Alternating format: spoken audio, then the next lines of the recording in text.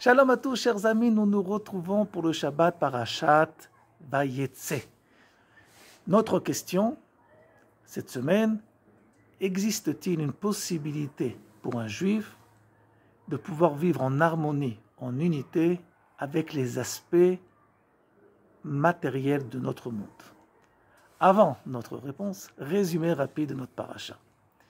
Nous avons quitté la semaine dernière Yaakov devant fuir son frère Esav, qui n'a qu'un seul but dans sa vie, à partir de ce moment-là, de tuer son frère jumeau, Yaakov. Yaakov va devoir arriver chez son oncle Lavan, mais avant d'y arriver, il va avoir le mérite d'avoir une vision, un rêve, dans lequel il va voir des anges qui montent et qui descendent une échelle.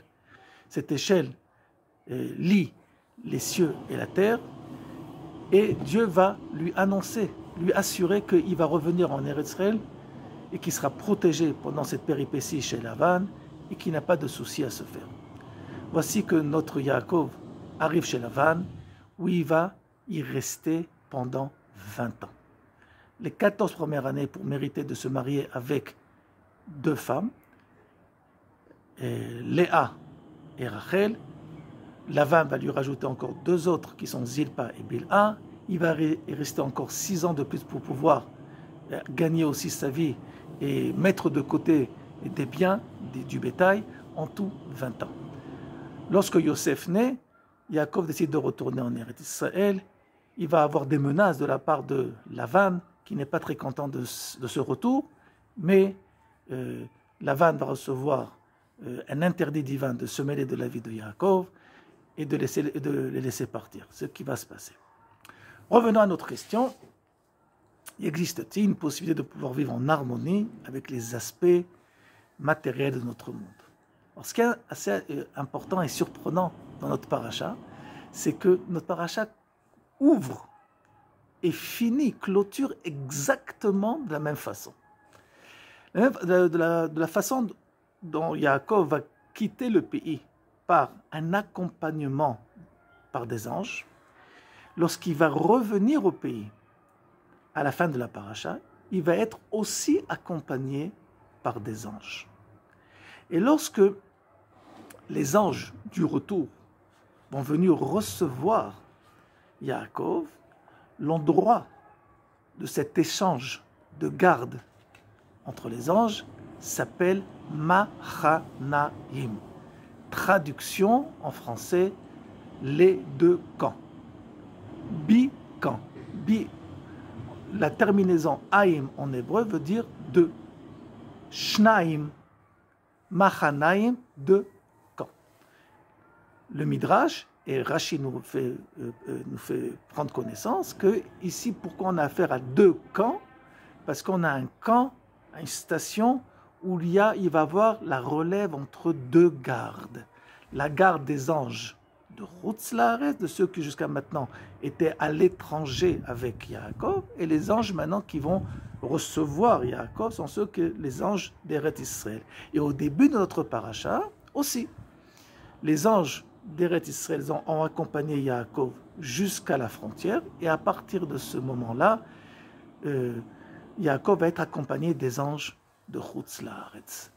La question que nous devons essayer de comprendre et d'élucider de façon rapide, mais qui demande une étude beaucoup plus sérieuse que notre petit cours, c'est pourquoi on a un besoin de relève de garde d'anges.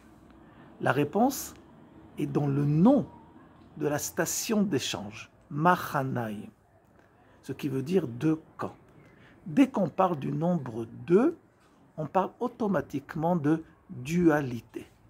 Ce qui veut dire que lorsque nous passons, géographiquement parlant, et nous passons automatiquement un changement d'état, une métamorphose.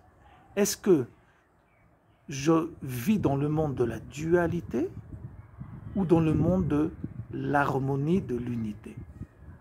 Vous savez que la possibilité de pouvoir tenir le coup, de pouvoir persister et garder à son judaïsme à l'étranger de la terre d'Israël, c'est par une vie de dualité. Ça veut dire que nous vivons sur deux stades, sur deux dimensions. Les heures et les endroits où nous exprimons notre identité en tant que juifs, la synagogue, l'épicerie, l'école juive, tout ce qui tourne autour du pôle judaïsme. Et il existe une autre dimension qui est ce qu'on appelle la dimension profane, la dimension de la vie quotidienne, où je vis cette vie pas forcément en tant que juif, mais en tant que tout simplement homme. Et ces deux dimensions peuvent créer une tension en chacun d'entre nous. Est-ce que je suis plus juif qu'homme, ou est-ce que je suis plus homme que juif? Est-ce que je suis plus saint que profane, ou plus profane et ainsi de suite? Et toute notre vie, c'est un choix entre ces deux pôles qui sont les deux justifiés, mais qui ont difficulté à s'unir.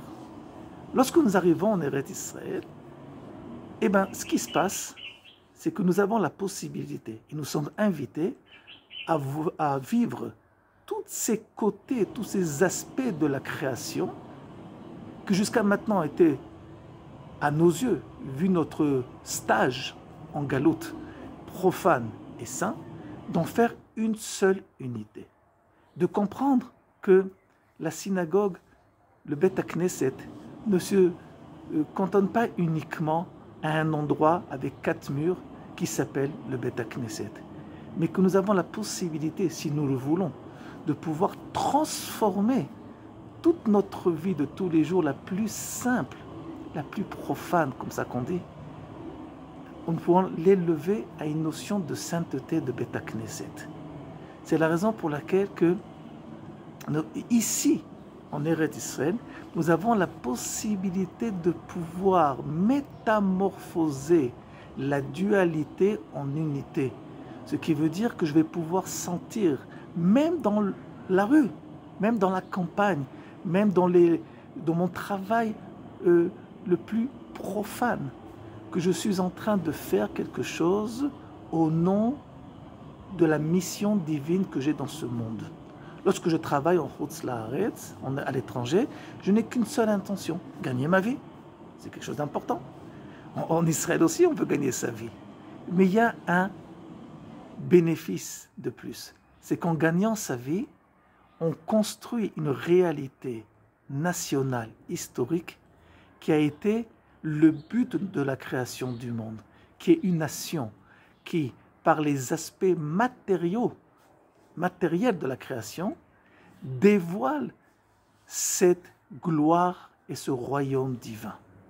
Et c'est la raison pour laquelle que les deux dimensions peuvent être réunies.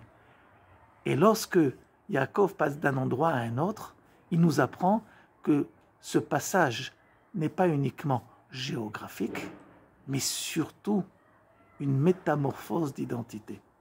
Est-ce que je vais être un juif qui vit l'unité divine dans tous les domaines de la création, ou qui va devoir, chas v'shalom, retrécir le projet divin à certaines dimensions de la création uniquement?